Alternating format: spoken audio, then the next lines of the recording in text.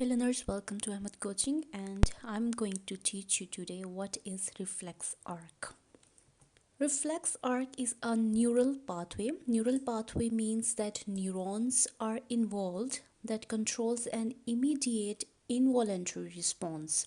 Involuntary response means that the responses which are not under your conscious control.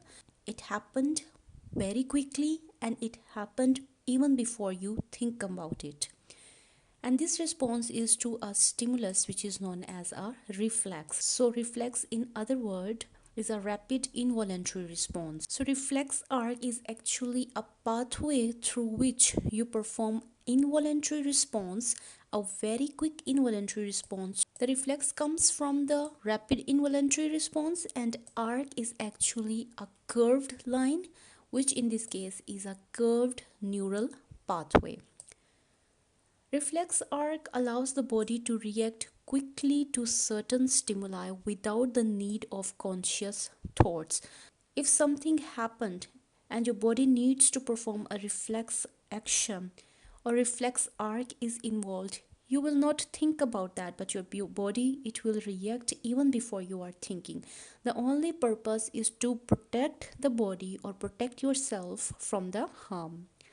This rapid response mechanism is essential for protecting the body from harm, such as pulling your hands away from a hot surface. Here you can see this is a reflex arc, and like I said, it's an arc. You can see this is a curved line, and it is a response to this heat in which person performed a quick reaction by pulling his hand away.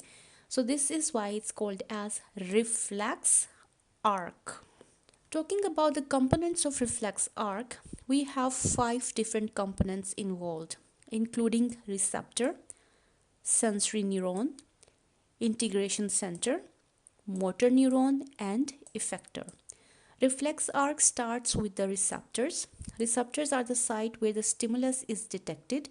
It can be the sensory organ or nerve ending that respond to environmental change such as pain, temperature, or pressure. So in this example, we have a change in the temperature, or which is heat. So this side is the receptor side. After the receptors, the second component is sensory neuron, which is also known as afferent neuron.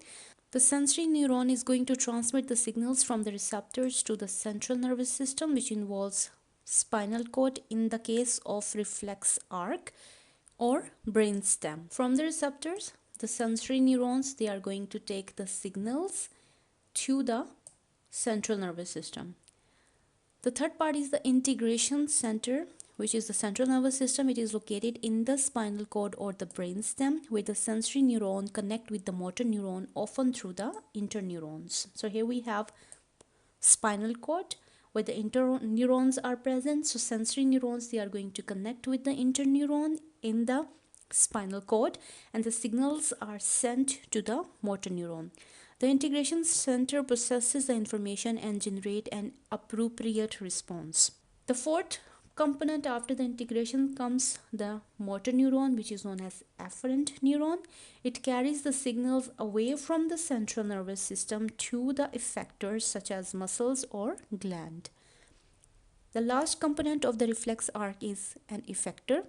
An effector might be a muscle or might be a gland that carries out the response, and that response is to this particular stimulus. For example, a muscle might contract to move a limb away from the danger. Danger in this case is a heat. The signals collected by the receptors sent through the sensory neurons to the spinal cord are integrated, and the appropriate response is sent through the motor neurons to the effectors. In this way, the purpose is just to protect the hand or the arm from the burning. Another thing is that in the spinal cord, 2 signals they are generated. One signal, it will go towards the effectors, while the second signal, it will go towards the brain. If you have observed that you feel the pain of burning after some times, like you have pulled your hand away, but after 5 minutes you start to feel that okay, there is something wrong with my hand which touched the hot object, it's burning now, it's in pain now. That 5 minute gap or 2 minute gap is actually the brain processing all the information and then understanding, okay, something happened here and now it should be in pain.